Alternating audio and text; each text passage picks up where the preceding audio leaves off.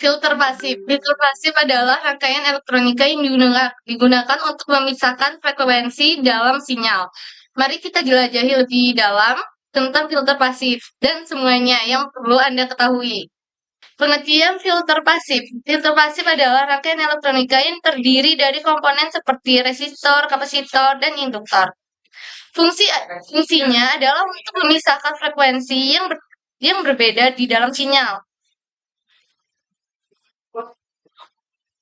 Komponen-komponen dalam filter pasif ada resistor, kapasitor, induktor, dan lain-lain. Yang pertama, resistor memberikan hambatan pada aliran arus listrik dalam rangkaian filter. Yang kedua, ada kapasitor menyiapkan muatan listrik dan melepaskan saat diperlukan dalam filter. Induktor membangkitkan medan magnet dan menghasilkan hambatan terhadap perubahan arus dalam filter. Dan lain-lain tergantung pada jenis dan kompleksitas filter. Macam-macam filter pasif. Filter rendah memiliki frekuensi potongan yang lebih rendah, mengurangi frekuensi tinggi dalam sinyal. Contoh filter rendah Woodward. Filter tinggi memiliki frekuensi potongan yang lebih tinggi, mengurangi frekuensi rendah dalam sinyal. Contoh filter tinggi adalah Betzel. Filter bandpass memungkinkan frekuensi dalam rentang tertentu lolos, mengurangi frekuensi di luar rentang tersebut. Contoh filter bandpass Chebyshev. Desain macam-macam filter pasif. Desain macam-macam filter pasif ini adalah rangkaian macam-macam filter pasif seperti Woodward, filter Chebyshev, dan filter Betzel. Karakteristik filter pasif. Pelolosan. Filter pasif dapat menghilangkan frekuensi tertentu dalam sinyal. Pengendalian amplitudo. Filter pasif dapat mengurangi atau meningkatkan amplitudo sinyal sesuai dengan kebutuhan. Fase.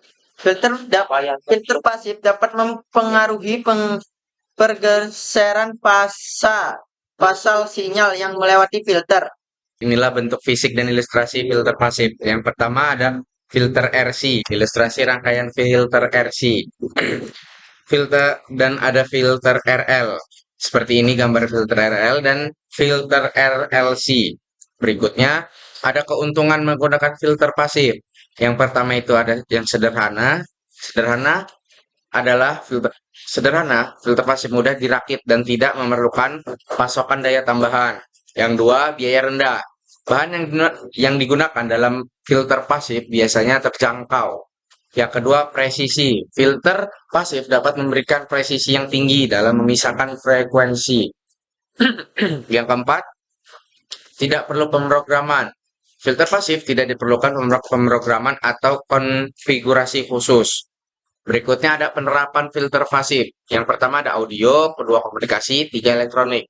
Audio dalam filter pasif digunakan dalam sistem audio untuk memisahkan frekuensi rendah dan tinggi dalam musik dan suara. Nomor dua, komunikasi. Komunikasi dalam filter pasif digunakan dalam komunikasi nirkabel untuk memperbaiki kualitas sinyal dan meminimalkan gangguan. Nomor tiga, elektronik. Elektronik dalam filter pasif digunakan dalam berbagai aplikasi elektronik seperti radio, TV, dan peralatan telekomunikasi lainnya. Untuk yang terakhir yaitu adalah tips untuk filter pasif.